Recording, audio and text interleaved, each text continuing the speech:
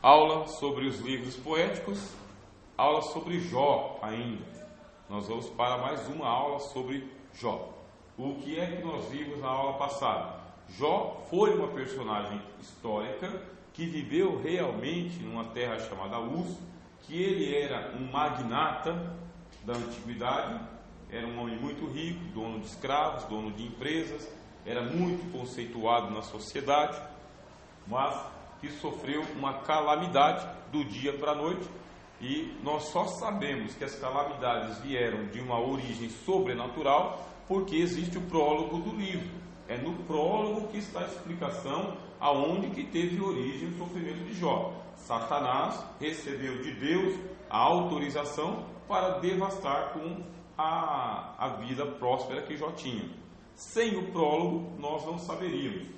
Se você se colocar na perspectiva de Jó, a partir do capítulo de número 2, onde ele começa a falar que ele recebeu o bem de Deus e também deveria receber o mal, se você se colocar na perspectiva de Jó, você não tem explicação de onde vieram as calamidades do dia para a noite.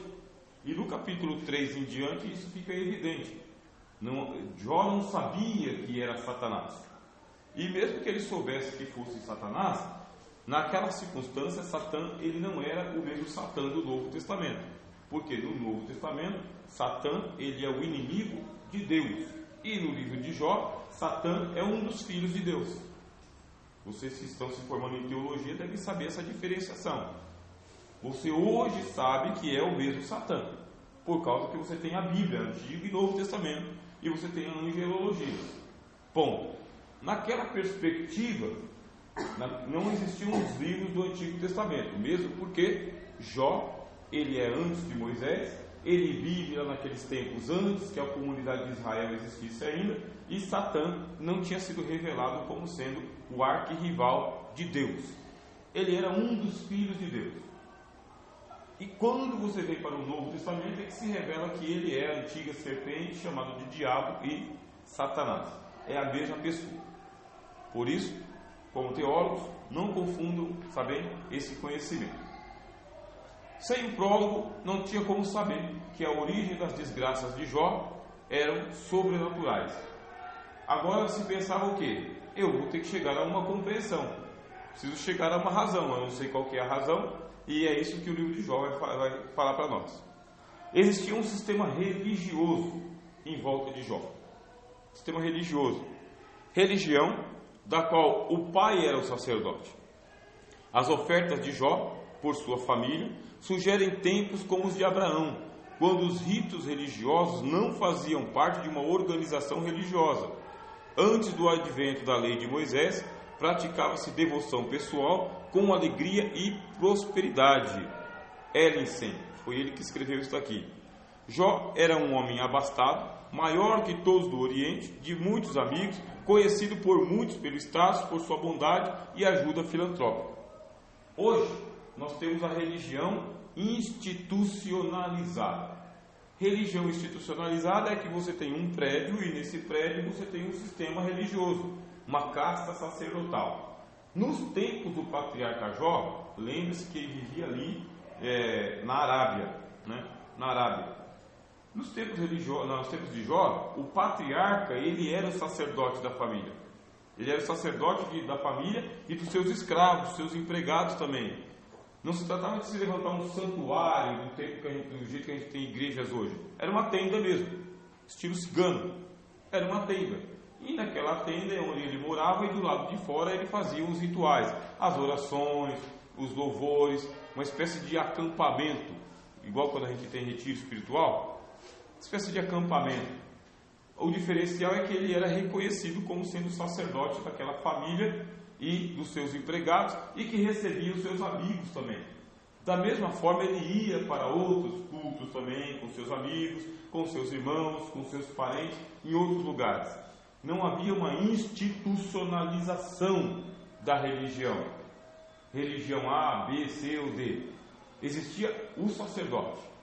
Jó ele tinha autoridade para poder fazer o sacrifício, e ele fazia os sacrifícios. Mas como que ele fazia o sacrifício se ele não pertencia à casa sacerdotal do povo israelita? Porque ainda não existia o povo israelita. Cada patriarca tinha autoridade. Você vê que o Abraão, ele fazia sacrifícios e não era sacerdote. Ele fazia sacrifício. Jacó fez sacrifícios também. Isaac fez sacrifícios também. Você vai lá para o Enos, quando Sete nasceu, fez sacrifícios também. Abel fazia sacrifícios. Perceberam?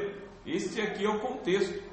Ser um sacerdote institucionalizado só vai acontecer lá na era de Moisés. É a partir de Moisés. Moisés está lá na frente. Jó está aqui no começo. Por isso ele tinha autoridade de fazer o sacrifício pelos seus filhos e Deus recebia. Acompanhou?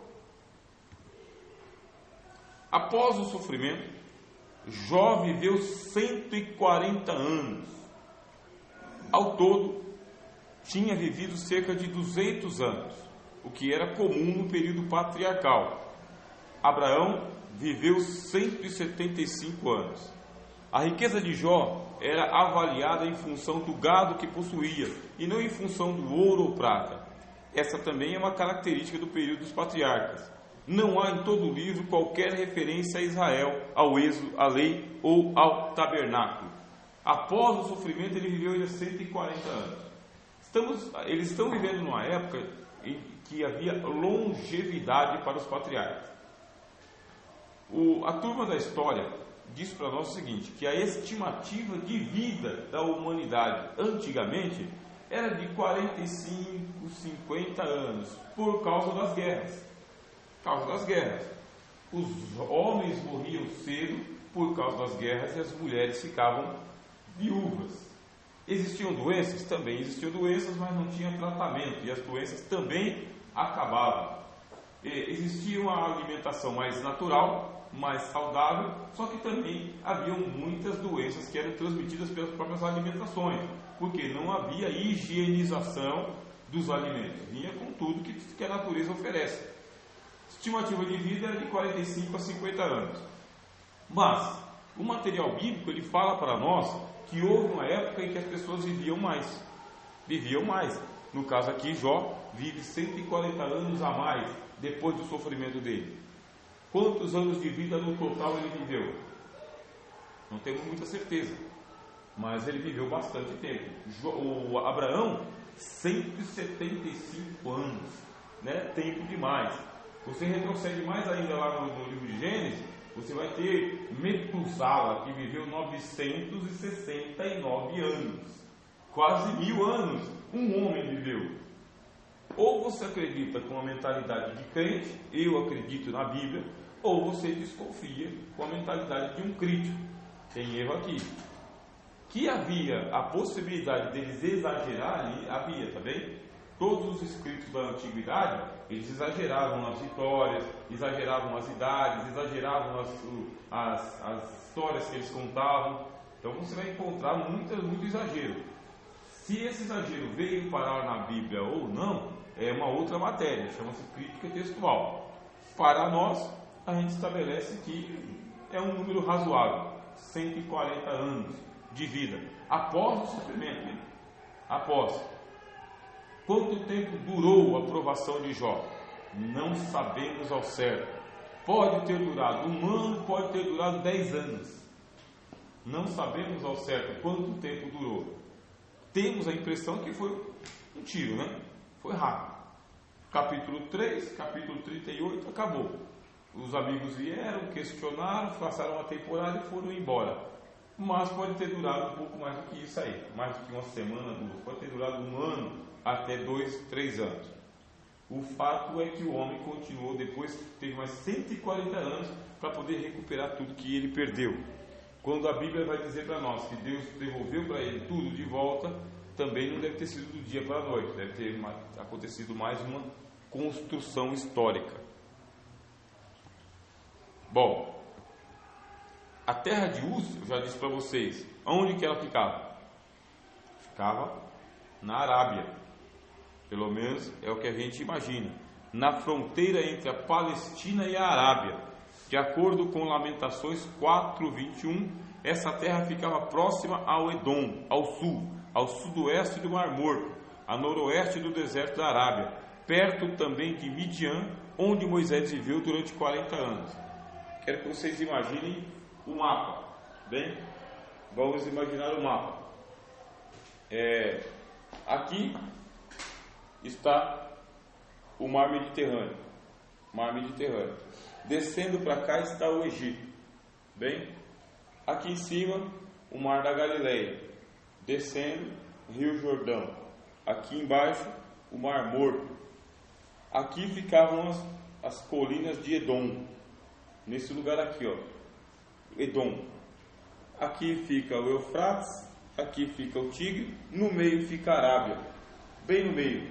A terra de Uz fica aqui no meio, entre a Palestina e a Arábia, perto das tendas de Moisés, que é a tenda de Midian.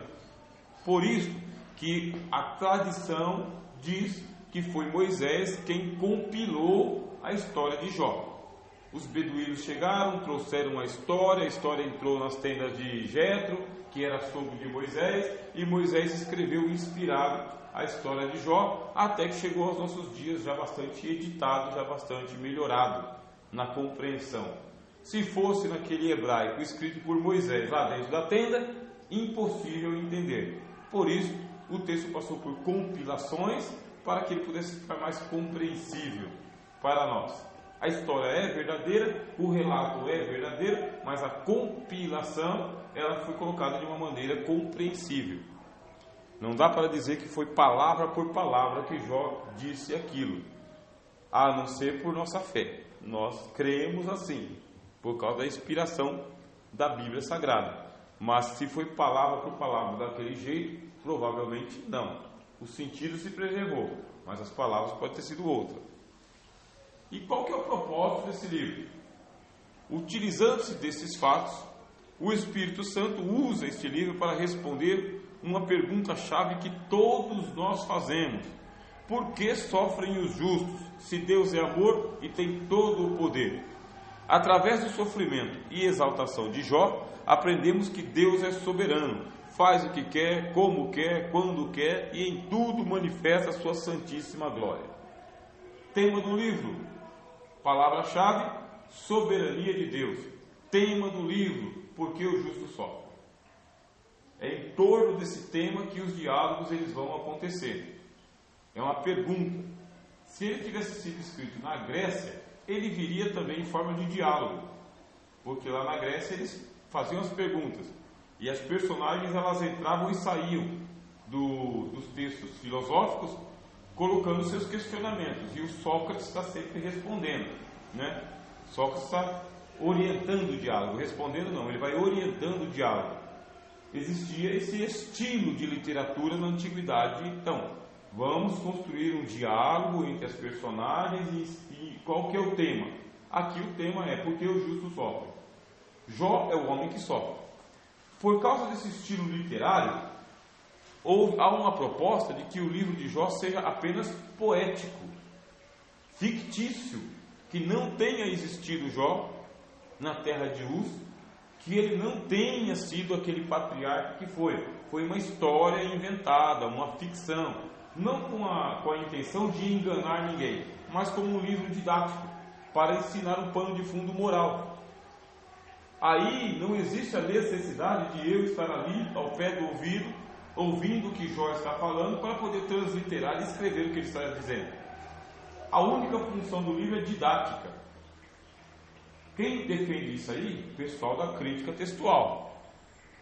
Eu acho que eu já devo ter falado umas 100 vezes para vocês, desde o começo do curso até hoje, sobre a crítica textual, que ela tem o seu proveito, muito boa, e nós devemos tomar alguns cuidados, porque ela tira de nós aquela mágica, sabe, aquele sentimento romântico que a gente tem em relação à Bíblia. Ela não está nem aí com o seu romantismo, se você crê ou não, ela vem para desmontar mesmo. Ela faz o que a gente chama de desconstrução. Construção é aquilo que você recebeu lá no púlpito da sua igreja. Isso é construção, é a sua piedade, sua fé e sua devoção. A desconstrução é justamente desmontar tudo aquilo, deixar tudo solto para ver se você tem condições de reerguer de novo. Se você tiver condições de reerguer de novo, você é um crente. Se não tiver, você era um crédulo. um crédulo supersticioso, alguém que só acreditava na própria convicção supersticiosa e não numa convicção real de fé. Aqui está o livro de Jó. Ele foi um livro histórico ou ele foi um livro didático? Vai ficar essa questão para você. Eu tomo para mim como sendo um livro histórico didático. A história aconteceu, foi escrita, só que ela não é detalhada do jeito que chegou para nós. Existe algo que foi construído por Moisés, construído por Samuel, construído por Jeremias, por Ezequiel, por Esdras, até que chegou em nós, construído. O pessoal da crítica textual diz, por exemplo, para nós, que algumas falas, elas estão fora de contexto. Jó faz uma pergunta e a resposta que vem não tem nada a ver com a pergunta dele. As falas estão fora de contexto. Às vezes, era hora de um personagem falar e quem fala é outro personagem. Aquele que tinha que falar não fala nada. Ele é colocado invertido. Por quê? Porque o livro de Jó sofreu um arranjo, uma edição. Quem fez a edição? Os sacerdotes que estão tomando conta do livro, desde Moisés até Esdras. São sempre os sacerdotes que tomam conta. Palavra-chave: Deus é soberano. Tema porque o justo sofre. O propósito do livro é revelar a soberania de Deus sobre todas as coisas e sobre tudo. Acompanhe a imagem que é criada pelo livro. Deus está chamando os filhos dele. Um dia em que os filhos de Deus compareceram perante o Senhor. Deus, então, ele é o soberano. Está no topo da pirâmide, está no topo do mundo. Os filhos têm obrigação de vir até Deus. E entre esses filhos tem um chamado Satã. Depois tem um diálogo entre Deus e Satã. E nesse diálogo, o diabo consegue lá uma anuência, uma permissão para agir livremente na vida de Jó, só poupando-lhe a vida. Deus demonstra que ele tem soberania sobre os filhos de Deus e sobre Satã também, impedindo que ele tirasse a vida de Jó, e ele tem soberania sobre a vida de Jó. Deixa a vida de Jó todinha transcorrer, aparece lá no final do livro, e quando aparece é uma visão dantesca, porque ele vem no meio de um redemoinho, e ele fala do meio do redemoinho para Jó, e não dá muita alternativa, porque Jó não consegue responder coisa nenhuma. Deus ocupa 38, 39, 40 e 41, e praticamente o 42 do livro. A fala de Deus ocupa os últimos capítulos. Mostra que ele é soberano. Não é ele que pede autorização para o diabo ou para Jó. Ele que comanda toda a circunstância, de ponta a ponta. Essa doutrina da soberania de Deus, ela foi levantada pelos profetas, irmãos. Pelos profetas. Todos os profetas falaram unanimemente sobre a soberania de Deus sobre todos os homens e todas as nações.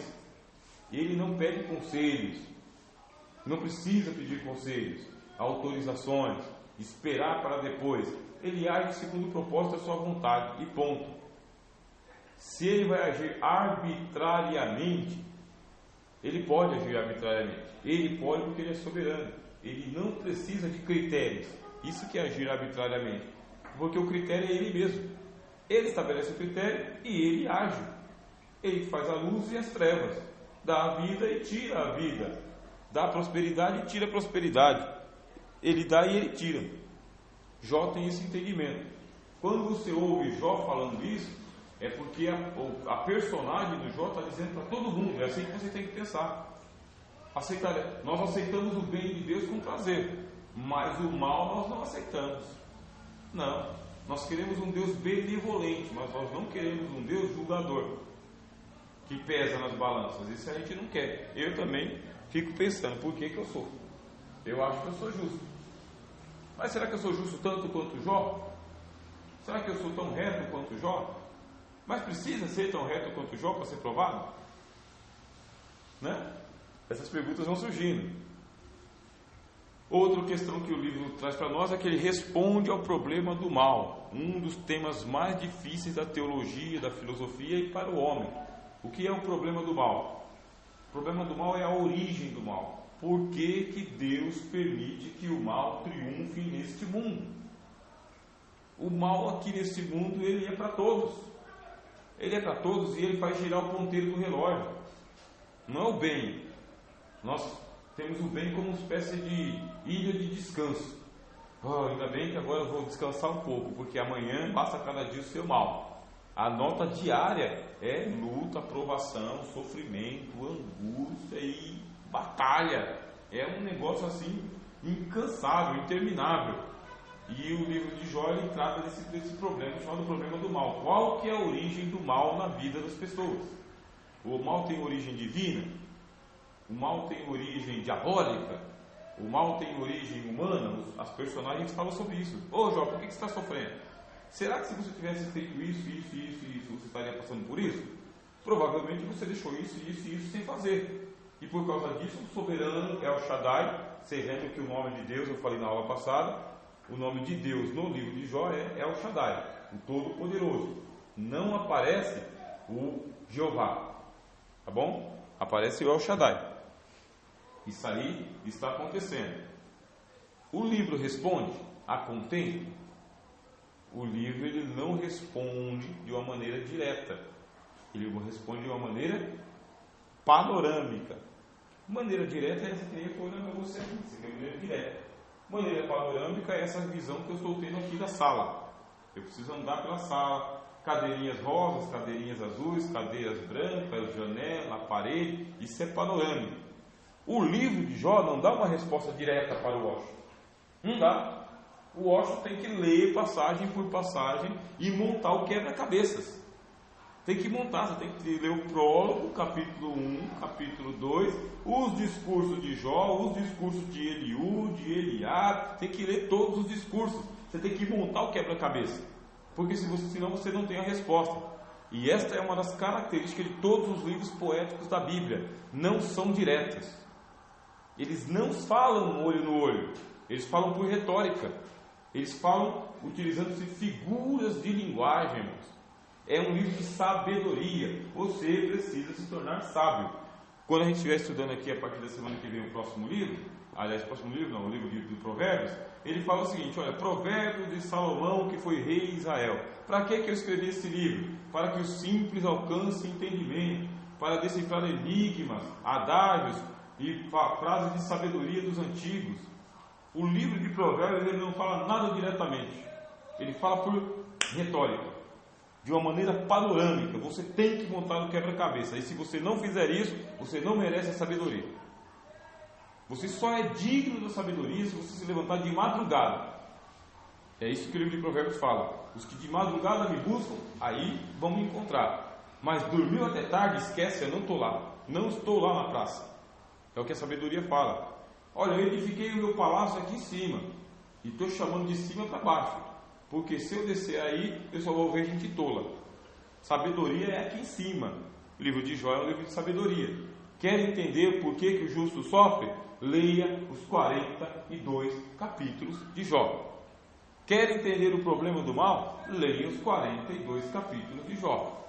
Leia com paciência e atenção, e vai demorar. Vai demorar, por causa que está escondido no livro de Jó. Terceiro, analisar as profundezas da fé de um ser humano. Todos esses slides, irmãos, eu vou mandar para vocês lá no grupo, tá bem? Tomem nota do que eu estou falando. Eu vou mandar esses slides para vocês lá. Vai ocupar bastante a memória de vocês, então depois vocês entram, tira, coloca no PC e guarda, para vocês poderem utilizar. Vou mandar lá para vocês no grupo. O propósito do livro. Terceiro, analisar as profundezas da fé de um ser humano. Porque uma coisa, o livro fala isso, uma coisa é você manter a sua fé, é a fala do diabo. Do diabo não, de Satanás. Não vamos confundir, porque senão depois dá problema lá na frente. A fala de Satanás é esta: porventura, Jó teme a Deus de graça, debalde, à toa? Não tens tu cercado a vida de Jó com uma sebe? Não tens prosperado todos os seus bens? Agora, toca-lhe no que tem, para ver se não blasfemará de ti na tua face. Esta é a fala de Satã. Esta é a fala dizendo o seguinte: eu conheço a psicologia humana. O homem tem fé enquanto as coisas estão indo de vento em popa. Qual que é o prejuízo que eu vou ter de acreditar num Deus que abençoa tudo que eu faço? Que revolta eu vou ter contra esse Deus? Que se eu plantar uma semente, me nasce aqui um abacateiro, e do abacateiro eu consigo colher durante a minha vida inteira abacate para mim, para minha família e para todo mundo que vem. Eu tenho que crer nesse Deus, tenho que servi-lo, tenho que honrá-lo, tenho que adorá-lo. Como que eu vou desacreditar de um Deus que abriu a madre da minha esposa e me deu 10 filhos belíssimos? Como que eu vou desacreditar de um Deus que me deu uma empresa de transporte, de carne, de leite, que me deu uma indústria todinha? Eu tenho que confiar nesse Deus, eu tenho motivos para adorar, para sacrificar, para ser fiel a Ele. Agora, se eu entrar em adversidade, Deus permitir, mandar, ordenar que eu perca tudo da noite para o dia, e que eu entre num estado de miséria de tal maneira que a minha carne apodreça sobre os meus ossos, e para eu continuar vivo eu tenho que rolar na cinza, porque se eu não rolar na cinza, eu fico cheirando um fedor de carne podre. Vocês imaginam o fedor de carne podre que subia do Sr. Jó, tomado de chagas cheias de pus. Já é fedido, normal, né? Imagina se está atacado por Satanás e sem morrer ainda. O homem virou um zumbi, uma caveira humana. Ficou feio. Eu ainda vou ter motivos? Você entra em questionamento. A menor prova que você e eu passamos, que as coisas começam a degringolar, sair do controle, né? Sair das nossas mãos, aí a gente já fala onde está o amor de Deus por nós. E por que o camarada do lado, 10 vezes pior do que eu, está andando com o melhor carro do mundo e voando de avião, comendo nos melhores restaurantes, dormindo nos melhores hotéis e estando no melhor do mundo. Que justiça existe nisso? Fala, querido. Tudo bem? Obrigado, João. Vai jogar no chão. Ok? Perceberam então qual que é o drama? O livro de Jó faz você penetrar nesses questionamentos. Questionamentos se a tua fé tem preço. Porque se ela tiver preço, o diabo ganha a aposta. Tua fé precisa ser incondicional. Incondicional é que não tem preço. É uma fé pela fé. É um serviço que você faz para Deus pelo serviço, não de olho na recompensa. É pelo dever. É o dever pelo dever. É o crer pelo crer. Pela pessoa de quem é o soberano. E não pelo que o soberano te dá em vida. Esse aqui é o problema que está lá. E a falta de respostas, que é o que nos angustia no dia a dia. Deus se mantém mudo enquanto você está sofrendo. Mudo. Você tem que ler nas entrelinhas aonde que Deus está. No livro ele pergunta o seguinte: para qual dos santos me virarei agora? Porque eles acreditavam que os anjos faziam intermediação, faziam intercessão. E aí ele pergunta: para qual dos anjos foi que eu vou me virar? Tem algumas passagens enigmáticas no livro que falam o seguinte: olha, o Espírito passou por mim e eu me arrepiei todo quando eu vi. Tem cada passagem ali enigmática que você nunca leu. Não é que você não leu o livro de Jó, é que você passou por cima. Mas se você passar, você fala: nossa, pai, o que significa isso aqui? Por que esse camarada falou isso daqui? Aí você fala: é por causa disso, disso, disso. Só que faltam respostas diretas. Deus não dá a resposta direta enquanto a prova estiver instalada na tua vida. Período de prova é período de silêncio divino. É você e sua prova. Dá para ser feliz assim, meu? A prova é essa aí. E quarto, sondar os mistérios e as reações de Deus diante do mal. O silêncio de Deus revela os sentimentos de Jó. Tem coisa que a gente não fala por causa que a gente não foi provocado. Você não foi provocado, mas está lá no teu coração, no meu coração. É o livro que mostra isso para nós. Jó tinha falado com as barbaridades dele a vida inteira? Não. Homem reto, íntegro, temente a Deus, se desvia do mal, pai de família, bom patrão, bom amigo, sacerdote, camarada exemplar. Não colocou nada para fora, até que passou pela aprovação que passou. Aí ele começou a pôr para fora. É um livro psicanalítico também. Teve um homem chamado Sigmund Freud, e ele é chamado o pai da psicanálise. E o que é a psicanálise? Eu vou analisar você de uma maneira psicológica. Por que você age da maneira que você age? Aí você fala, é por causa disso. Não, na psicanálise diz que não é por causa disso. Todas as suas ações, elas têm um pano de fundo escondido no fundo da tua alma. Você não sabe porque ainda não chegou o momento da provocação. Só que de repente você entra em paranoias, em neuroses, em loucuras, esquizofrenias, comportamentos estranhos. Por quê? Aí vamos atrás de saber as origens. E às vezes as origens estão lá na infância. Tem algum bloqueio na tua mente, alguma frustração, alguma ansiedade que não foi satisfeita lá atrás e hoje está se manifestando. Você vai para o psicanalista, ele vai te analisar e você começa a colocar para fora. Colocando para fora, dá para saber por que você age do jeito que você age, por que você é assim, por que eu sou assim, por que as pessoas são assim. Deus colocou então o senhor Jó numa situação estreita, sem saída, sem perspectiva, sem socorro, para tirar de dentro de Jó coisas que estavam lá introjetadas dele fazia tempo, adormecidos, e só floresceram porque Deus apertou o carnegão, apertou usando o diabo. Só que você percebe, o diabo veio, entrou e saiu, não aparece mais. Como que o diabo ele volta nos outros capítulos? Ele volta personificado na fala dos amigos. Na fala dos amigos. A fala dos amigos é a fala do diabo, que não é chamado de diabo mais, ele é chamado de outros nomes, os 3 amigos de Jó. Mas são as acusações que continuam ali. E isso é psicanálise. Isso é psicanálise pura. É a oportunidade que você tem para colocar para fora. Eu quero até fazer uma ponte aqui, tá bem? Com o que vai acontecer no juízo final, quando nós estivermos diante de Deus. Isso vai acontecer também.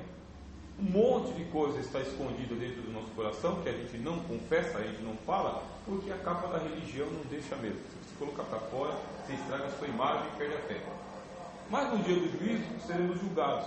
E vai ser a hora das pessoas falarem e a gente colocar para fora. As pessoas falam e a gente coloca para fora. Naquele dia, todas as coisas serão nuas e descobertas diante de Deus. É óbvio que eu estou usando uma metáfora, que não vai acontecer literalmente do jeito que eu estou falando. Mas o apóstolo Paulo, escrevendo aos Romanos, ele fala que naquele dia os segredos dos corações dos homens serão descobertos. E para descobrir esses segredos, lá no caso do livro de Jó, foi uma provação. E no caso do juízo final, vai ser um juízo mesmo, um julgamento, né? Um enfrentamento. Fecha parênteses. Terminando aqui a nossa análise do livro de Jó de hoje, tá bem? O drama do livro. Há um debate nas regiões celestes entre Deus e Satanás. 3 ciclos de debates entre Jó e os seus amigos. A palavra final da parte de Deus, e Jó reconhece a soberania de Deus em sua vida e recebe sua recompensa. O drama do sofrimento é central no livro. Vamos lá, remonte a cena. Há um debate nas regiões celestiais entre Deus e Satanás. Pergunta: por que Deus permitiu que Satanás entrasse numa reunião de família? A resposta: porque Satã é um dos filhos. Ele é um dos filhos. Ele não está banido, ainda não se criou aquela teologia de que ele foi banido. Não, tem acesso.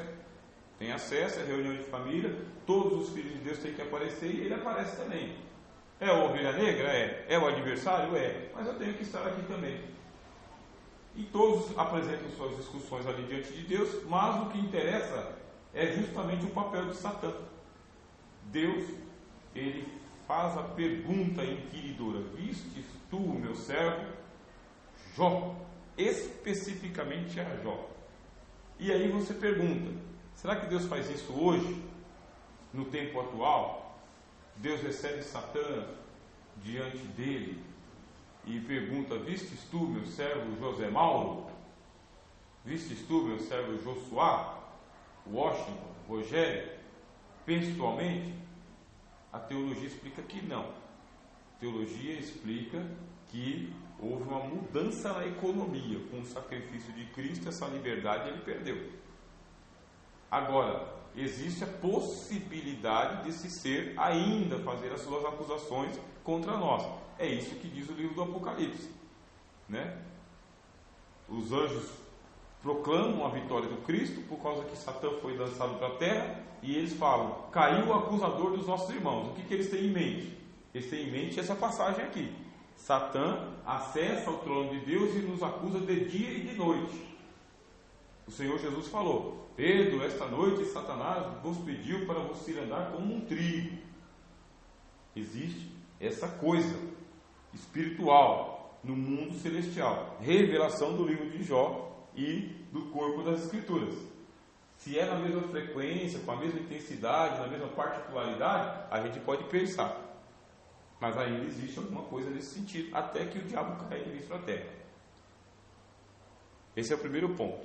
Aí, depois desse primeiro ponto do livro, você tem 3 ciclos de debate entre Jó e seus amigos. Começa com Jó, aí entram os 3 amigos dele. Termina o primeiro ciclo, entra Jó de novo e os 3 amigos falam. Termina o segundo ciclo, entra Jó e os 3 amigos falam. No final fala o seu Eliú, que não tinha aparecido na conversa, e ele só aparece no final porque ele é jovem, e jovem não pode falar numa reunião de anciões. Depois que todos os ciclos de conversa terminam, as acusações são severas. Você só consegue perceber as acusações do livro dos amigos de Jó se você entrar no texto, se você ler psicologicamente. Você vai ver a maldade, tá bem, que existe por trás das palavras deles.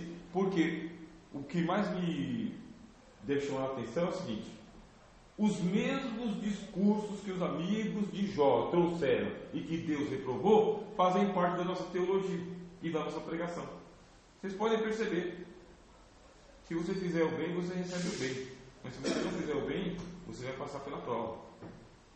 Você pode perceber que muitos dos nossos discursos são iguaizinhos à teologia dos amigos de Jó, igualzinho, só que Deus rejeitou. Esse é o problema que a gente tem que tomar cuidado. Por que Deus rejeitou se é a mesma coisa que a gente prega? Será que eles estavam pregando certo e Jó estava errado? Ou será que nós estamos simplesmente repetindo o esquema da religião? É o que está acontecendo, tá bem? Nós repetimos os esquemas da religião.